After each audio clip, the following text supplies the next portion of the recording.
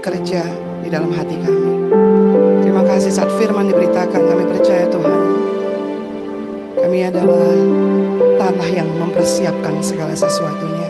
Sehingga apapun ditabur, itu akan menjadi sesuatu yang akan tumbuh dan menghasilkan buah yang lebat. Terima kasih Bapak. Urapi hamba-Mu Tuhan, dan setiap mereka yang mendengar saat ini, kami boleh menjadi pelaku atas firman, dan firman-Mu ya dan amin, itu akan mengubah, bahkan memulihkan setiap hati saat ini. Terima kasih Bapak, berfirman, kami siap mendengar. Dalam nama Tuhan Yesus, kami berdoa bersyukur. Kita sama-sama katakan, amin. Silakan duduk. Wow. Apa kabar? Baik ya, luar biasa. Luar biasa, tapi nggak tahu, nggak janji. Kadang-kadang orang suka bingung. Saya mau bilang sama saudara sebelum mulai, sebelum saya membagikan firman Tuhan, lihat kiri kanan, bilang kamu keren banget deh. Keren banget deh ya. Saya tadi bilang ya ke CJ, saya bilang, saya datang ke sini beberapa kali, saya ketemu reunian sama pemain-pemain musik yang saya udah nggak ketemu lebih 5 tahun. Jadi ini tempat reuni kayaknya ya. Pertama, ketemu Yongki ya, terus kedua ketemu, dan tadi di lift ketemu dia, ketemu Beber. Saya udah lama banget kenal dia ya. Jadi bersyukur tempat ini tuh seperti meremind sudah berapa lama saya mengiring Tuhan ya, dan ternyata wow, sampai hari ini masih didapati setia, dan itu sesuatu kehormatan ya. Kita punya kehormatan waktu kita terus iring Tuhan. Amin. Ya, kita bicara tentang kebaikan Tuhan, ada tema bulanan dari tempat ini, dari OCC, Sky Full of Stars. Dan saya akan ambil judul hari ini tentang turning point. Ya, turning point ya. Kita akan buka dulu Roma 8 ayat 28. Ini ayat populer, Roma 8:28. Roma 8:28, saya akan bacakan. Kita tahu sekarang bahwa Allah turut bekerja dalam segala sesuatu untuk mendatangkan kebaikan. Bagi siapa? Bagi mereka yang mengasihi Dia, yaitu bagi mereka yang terpanggil sesuai dengan rencana Allah. Di ayat ini jelas bahwa Allah turut bekerja di dalam segala sesuatu untuk mendatangkan kebaikan. Jadi udah bilang segala sesuatu untuk mendatangkan kebaikan. Kita mulai segala sesuatu dari awal dulu. Awal itu apa? Awal itu adalah keberadaan kita, ya kan?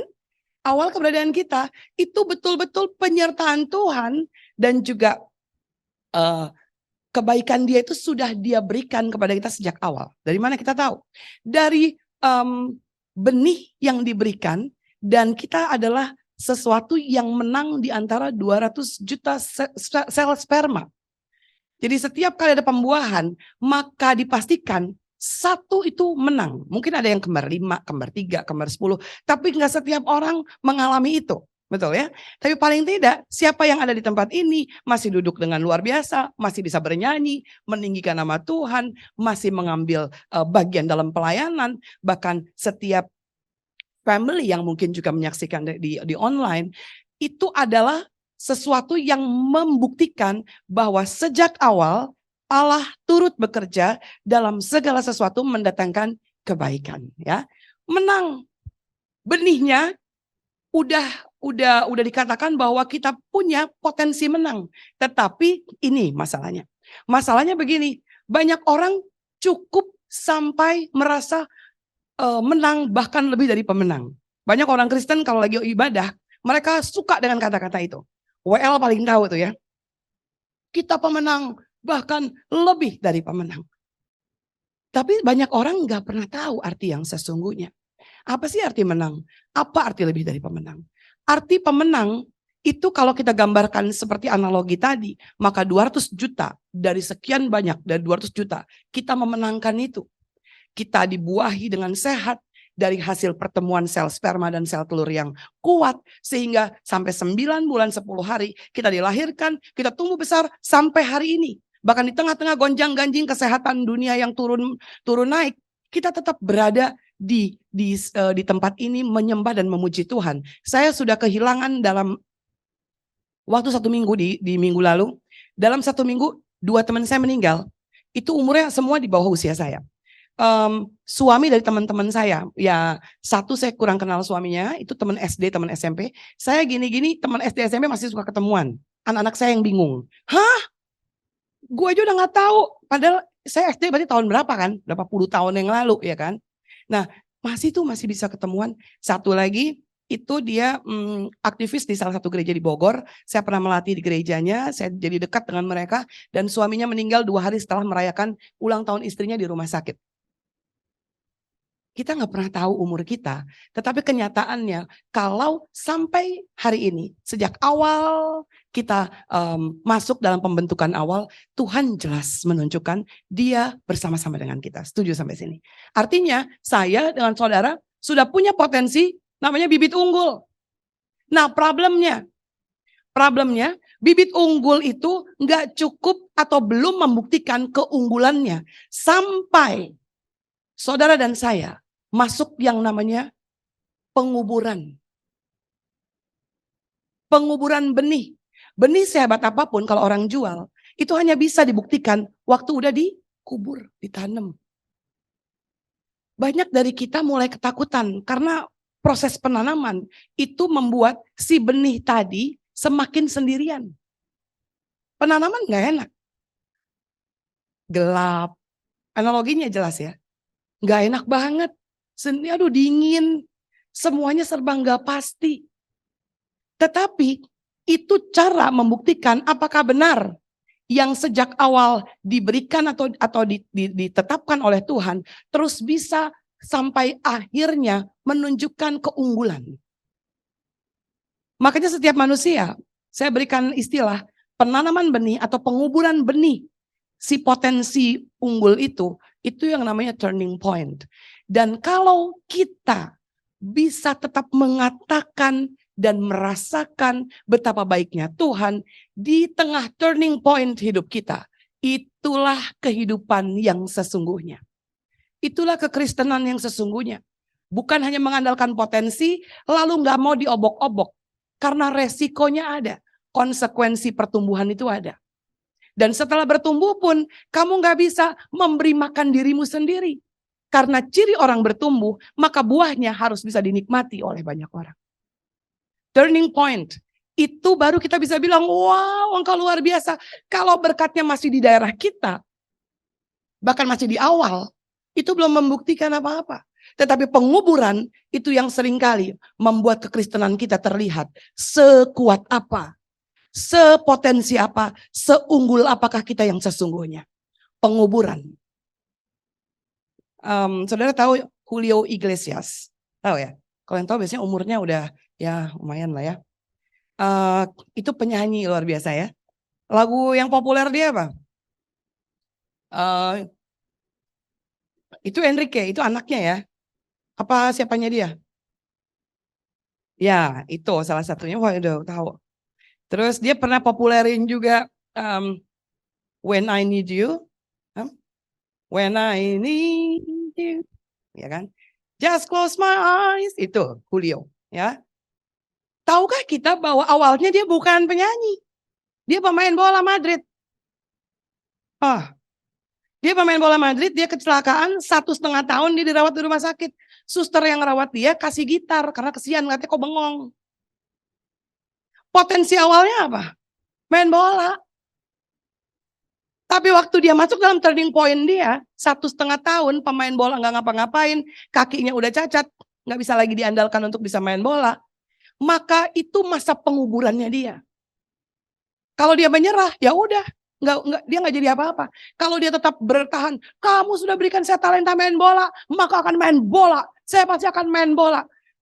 Kenyataannya kecelakaan, kakinya udah nggak bisa berfungsi lagi, udah nggak ada klub yang mau, boro-boro, mungkin mau jalan sendiri ya repot.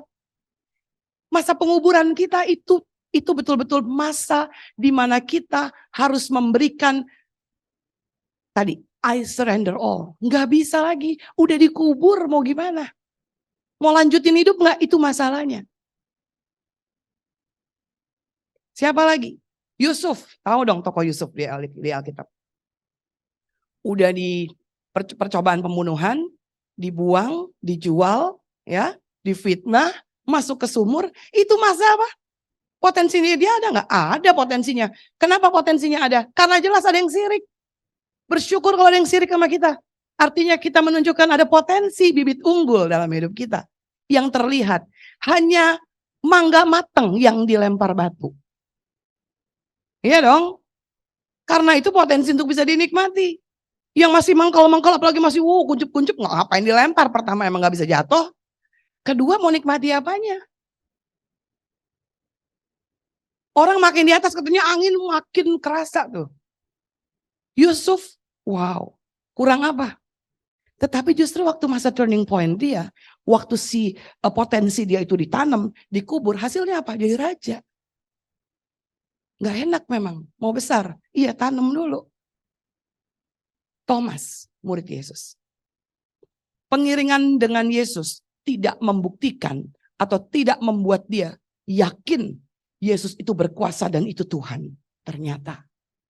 Karena waktu Yesus bangkit, dia sampai mau coba mencucukkan tangannya ke bolongan bekas paku di telapaknya Yesus.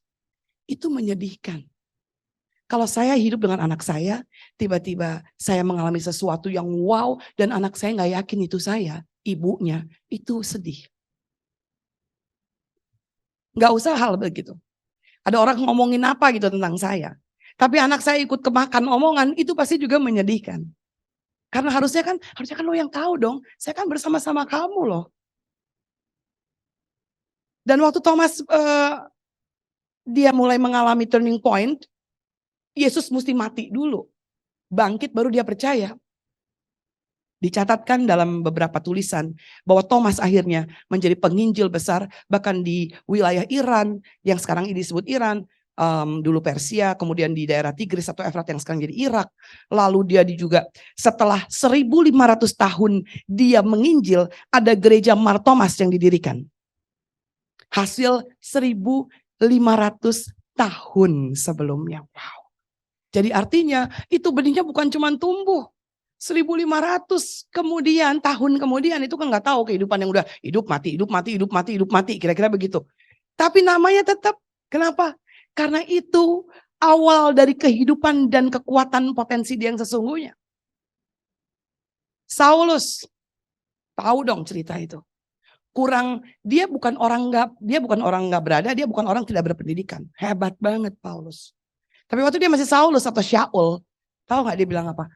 Dia hanya tahu bahwa Yesus dan pengikutnya adalah orang yang melawan kebijakan dan adat istiadat saat itu. Makanya layak disebut pemberontak dan harus dihukum, orang-orang seperti itu dirajam. Bahkan dia juga yang merajam Stefanus. Tapi waktu perjalanan ke Damsyik, dia lihat ada cahaya. Yang membuat dia terkubur itu apa? Waktu dia buta. Karena dia bilang begini, waktu buta hatinya mulai bisa melihat. Harus buta dulu, seolah harus dikubur dulu, harus mati dulu. Siapa lagi? Perempuan Samaria di Sungai Yakub. Dia datang ngambil, itu populer sekali. Dia ngambil air jam 12 siang, di mana itu panas banget. Harusnya jam 4 sore. Kenapa? Karena takut digosipin, banyak orang gibah. Siapa tuh cewek? Tuh cewek gak bener, tuh gak bener gitu kan. Jadi dia datang jam 12. Ketemu Yesus. Lain suku, gak boleh bertatapan, gak boleh bercakap-cakap. Yesus malah bilang apa? Aku minta air. Yang lucu, Yesus selalu mainnya gak aman. Yesus tuh selalu begitu, mainnya kayak gak aman.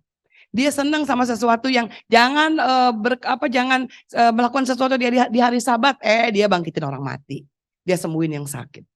Selalu cari perkara. Istilahnya begitu.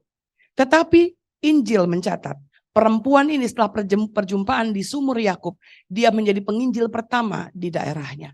Dan banyak jiwa yang akhirnya percaya melihat Yesus secara nyata. Dia promo, tadi di sumur saya ketemu itu kayaknya itu deh yang kita cari-cari. Orang penasaran sampai orang bilang gini, sebelumnya saya dengar dari kamu, tapi sekarang saya jadi percaya karena saya lihat sendiri. Model penginjilan yang dilakukan perempuan ini, itu turning point hidup dia. Waktu dia merasa ditolak, dia merasa nyaman untuk pergi sendirian, diam-diam mengendap-endap, ya, mungkin tutup mukanya supaya nggak ketahuan siapa dia. Dia datang, ternyata dia ketemu Yesus. Itu titik baliknya dia. Dan di turning point itulah dia menjadi pribadi yang tidak pernah dia pikirkan sebelumnya. Saya mau tanya, turning point hidup kita apa? Sudahkah kita sadari Seringkali kita apa? Menghindar dari turning point. Betul ya? Seringkali aduh jangan Tuhan kalau bisa jauhkan ini, jauhkan itu. Ingat peristiwa waktu Petrus bilang apa? Yesus bilang, sebentar lagi saya akan diserahkan untuk disalibkan. Kalau tahu ayat itu, maka Petrus dengan gagah perkasa dia bilang apa? Tidak mungkin, enyah, tidak akan mungkin engkau diserahkan untuk mati. Dan Yesus menghardik bilang apa? Enyah kau iblis. Maksudnya Petrus baik dong. Gak mau dong, dia bela Tuhannya dong. Tetapi bagi Yesus proses itu adalah sesuatu yang nilainya setara dengan kerajaan Tuhan. Kalau ada yang menghalangi proses, disebut setan atau iblis di dalam nama Yesus. Wow. Banyak dari kita menghindari proses. Banyak orang tua, jangan nak, biar saya aja. Nggak bisa. Setiap orang masuk dalam proses. Saya pernah mengalami seperti ini ya. Anak saya yang pertama, karena dia punya masalah lalu yang nggak menyenangkan dengan ayahnya, maka dia pernah terlibat di dalam satu klub itu di Bandung waktu itu, dia masih umur 16 tahun. Temennya kayaknya nyolong HP, ya. Nyolong HP, nyuri HP gitu, dari kan kalau di klub kan rame-rame gitu kan, diambil. Kalau tahu di sini yang suka jadi worship leader si Nenat ya, itu kakaknya Nenat yang saya lagi ceritain. Nah, temennya ini supaya nggak ketangkep, supaya nggak dibunyiin tuh HP zaman dulu belum yang smart gitu kan, itu dipretelin. Jadi kan baterainya masih terpisah. Kalau zaman sekarang kan udah nggak bisa. Dipretelin tanpa Noel tahu, tanpa anak saya tahu, baterainya ditaruh di jaketnya si Noel. Jadi waktu ada orang yang ngelapor, wah ada kehilangan HP, maka semua dicek. Nah waktu dicek ya jelas anak saya ada barang bukti dong, karena di jaketnya ada baterai si HP yang hilang itu. Singkat cerita, anak saya dengan si pelaku utamanya ini digebukin satpam. Saya posisi di Jakarta. Adik saya telepon saya. Noel gini-gini, waduh. Tapi gimana caranya? Singkat cerita jam 2 pagi saya dari Jakarta ke Bandung. Tapi waktu itu saya tahu dia kan ditahan di Polsek. Ditahan di Polsek jam 6 belum bisa dibesuk. Ya, mesti nunggu Kak, kata adik saya. Harus nunggu jam kantor, jam 8, jam 9. Tapi saya udah prepare. Saya prepare apa? Saya kan biar bagaimanapun saya ibunya. Walaupun saya belum tahu duduk perkaranya bagaimana. Pokoknya saya nggak mau apa ya istilahnya membayangkan anak saya tuh digebukin orang. Mendingan gue yang gebuk istilahnya begitu. Saya siapin susu, saya siapin baju ganti, saya siapin roti. Saya bawa. Singkat cerita, saya udah lihat dia lebam-lebam. Di hati ibu sih, aduh jengkel banget. Rasanya saya pengen, tapi saya juga tahu kayaknya ya mau nggak mau gimana, udah nggak bisa ditolong karena ya udah ada barang bukti. Maaf ya Ma, dia udah nangis, ini jeruji nih ya. Maaf ya Ma. Ya udah makan dulu aja ganti baju, makan ganti baju. Saya pikir ya, saya cuma pikir di bawah umur, ya hanya kunci di bawah umur. Siapapun ibu yang normal, dia pasti nggak apa istilahnya, dia pasti nggak pengen anaknya itu masuk ke dalam sesuatu proses yang dia tahu itu berat, betul ya? Itu pun saya lakukan. Saya menghadap kepalanya, terus saya bilang gini, anak saya di bawah umur, tukeran aja, saya yang masuk, kan saya ibunya, berarti tanggung jawab saya dong kalau anak saya nggak benar. Polisinya bilang, hah? Mana buktinya? Saya bawa akte, anak saya masih di bawah umur. Tukar keluarkan dia. Saya ibu biasa. Dicubit saya masih sakit. Tapi untuk pasang badan buat anak, mau banget. Itu gilanya seorang ibu. Dan saya percaya setiap proses itu, itulah yang membawa. Dari situ anak saya tahu, bahkan waktu pemulihan, demi pemulihan, itu anak yang berani bilang begini, terima kasih ya Ma, kamu tidak pernah menyerah dengan saya. Tapi saya nggak bisa mengambil keseluruhan karena saya tahu dia salah. Saya nggak semena-mena. Udah deh Pak, nih duitnya berapa nih? Keluarkan anak saya. Bukan. Saya bilang anak saya di bawah umur, keluarin dia, masukin saya. Jadi prosesnya juga saya alami. Kalau dengan uang gampang, tapi nggak ada yang masuk dalam proses. Kita nggak bisa sogok Tuhan. Waktu kita diproses, Tuhan pun menghardik si Petrus. Memang ini jalan yang harus, ini kehendak Bapa, kamu melawan Bapa. Waktu kita masuk dalam proses, biarkan sebagai keluarga, kita topang dia, supaya dia kuat melewati proses. Sehingga the turning point itu akan menghasilkan apa? Hasilkan benih. Karena tadi ingat, waktu saya bilang di awal, potensi yang luar biasa itu hanya bisa dibuktikan waktu dikubur. Sekarang mungkin kita lagi dalam penguburan. Dikubur karena ditipu orang, usahanya nggak jelas, mungkin kita disakiti, kita difitnah, kita dikubur karena kita dilupakan, kita dikubur karena seolah-olah kita dianggap tidak layak, kita dikubur karena tidak diperhitungkan, kita dikubur dengan cap atau brand yang bermacam-macam.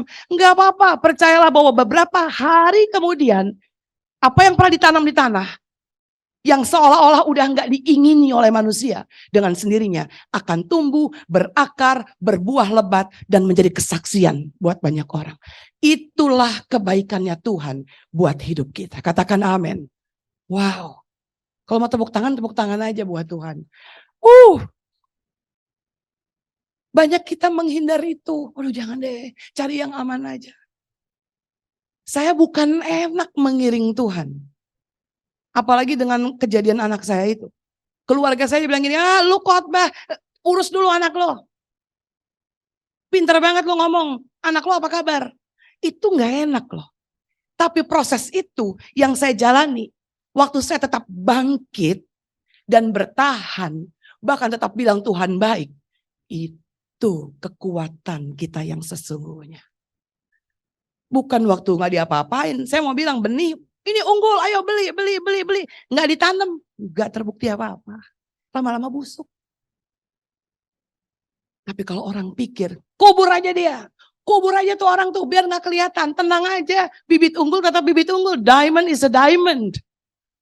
Makin ditanam, makin tumbuh kuat. Jangan takut, jangan pernah hindari prosesnya Tuhan. Kalau udah keluar, baru kita bilang, wow, itu kebaikan Tuhan baru bisa terpancar dari hidup kita. Dan dua tujuan yang Tuhan berikan. Kenapa harus masuk dalam turning point?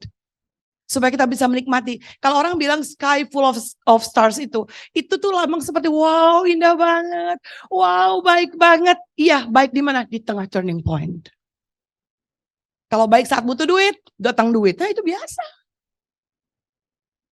Minta sabar, dikasih orang yang sabar di sekeliling kita. Itu biasa. Minta sabar, dikasih orang yang nyebelin. Itu turning point. Tuhan tolong supaya saya itu bisa memanfaatkan. Saya tiap kali kasih ilustrasi ini biasanya anak-anak saya terganggu. Saya selalu ngajarin mereka gini, kalau punya duit banyak tuh ya. Ini kan seneng banget nih buat diapain. Ini kan duit-duit sendiri kan. Bebas dong. Tanya dulu, Tuhan duit 1M ember ya. 1M. Ini buat apa? Banyak orang kalau duit di tangan, dia nggak bisa lagi melibatkan Tuhan. Lupa, padahal Roma 8 tadi dibilang kan, Tuhan itu ada di setiap aspek. Dan uang itu yang paling jahanam. Dia bisa kontrol kita.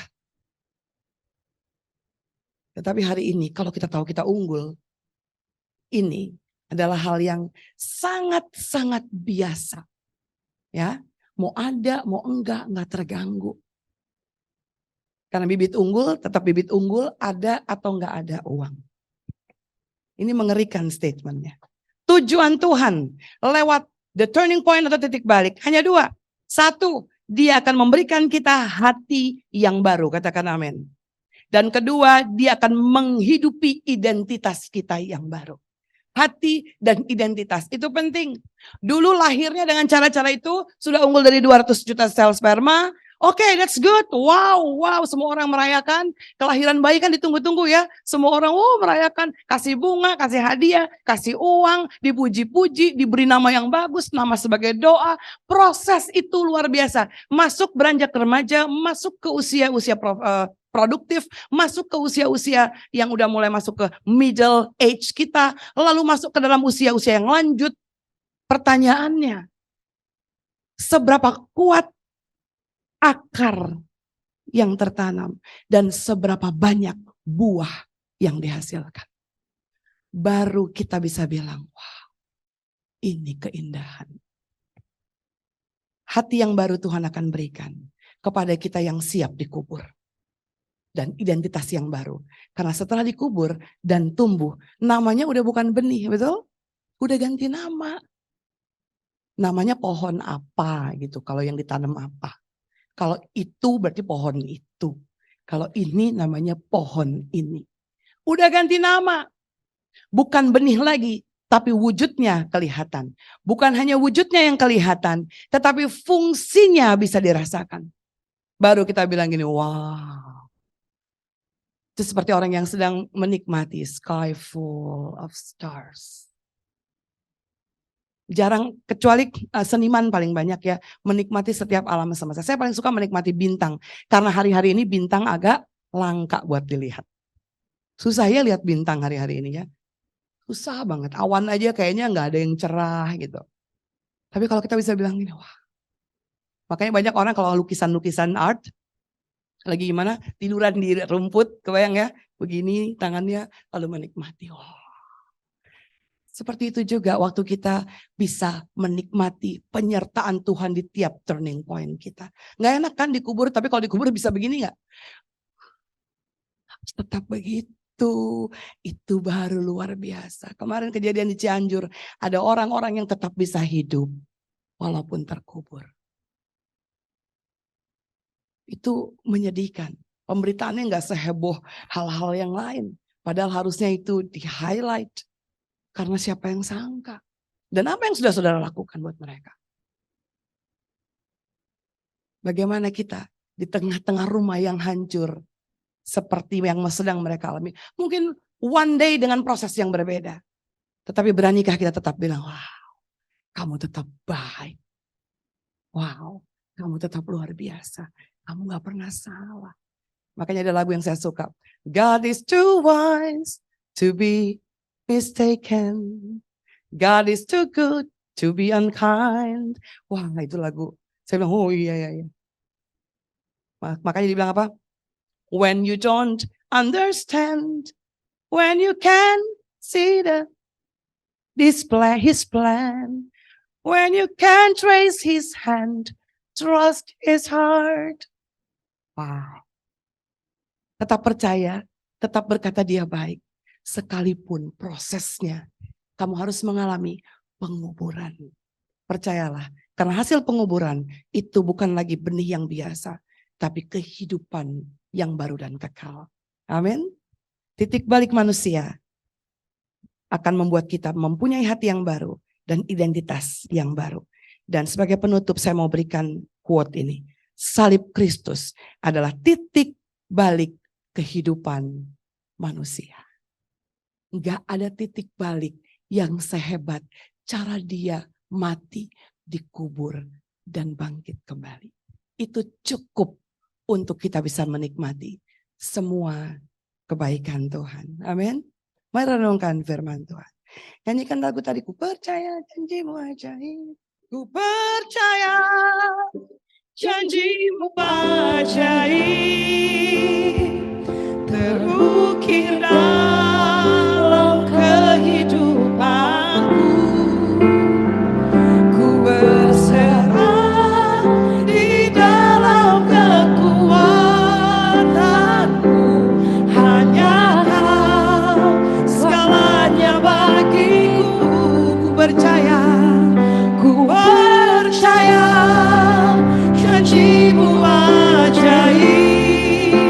Terukir dalam kehidupan. Terukir saat dikubur. Terukir saat disalah mengerti. Terukir saat kita nggak tahu apa-apa. Tapi satu hari kita akan bilang, ku percaya. Mari tundukkan kepala kita berdoa. Ya, bersyukur untuk firman-Mu Tuhan. Firman memberi kami kekuatan untuk memahami bahwa melihat kebaikan Tuhan bukan dari sisi berkat saja. Tapi justru waktu kami dalam proses, bahkan dalam turning point, di mana kami harus dikuburkan, di mana kami harus terasing, kami terisolasi, kami seolah-olah sendirian dan tanpa pertolongan. Di situ titik surrender kami tahu bahwa kami akan terus bisa menikmati kebaikan-kebaikan Tuhan dalam proses kami. Sehingga waktu kami bertumbuh menjadi pohon yang kuat, berakar, berbuah lebat, di situ kami boleh bisa melihat dan menyaksikan Tuhan yang kami sembah adalah Tuhan yang selalu menyertai kami dalam segala keadaan kami. Dan buah itu yang bisa dinikmati oleh banyak orang. Jadikan family di tempat ini orang-orang yang bersiap untuk masuk dalam setiap proses hidup mereka, untuk jadi lebat, berbuah dan menjadi kekuatan bagi banyak orang. Terima kasih Bapak. Terima kasih, kami bersyukur firman yang sederhana, tapi akan membuka setiap hati dan iman kami untuk kami terus percaya tentang kebaikan dan janji Tuhan di dalam hidup kami. Thank you Lord, di dalam nama Yesus Tuhan kami berdoa bersyukur, sama-sama kita katakan amin. Puji Tuhan.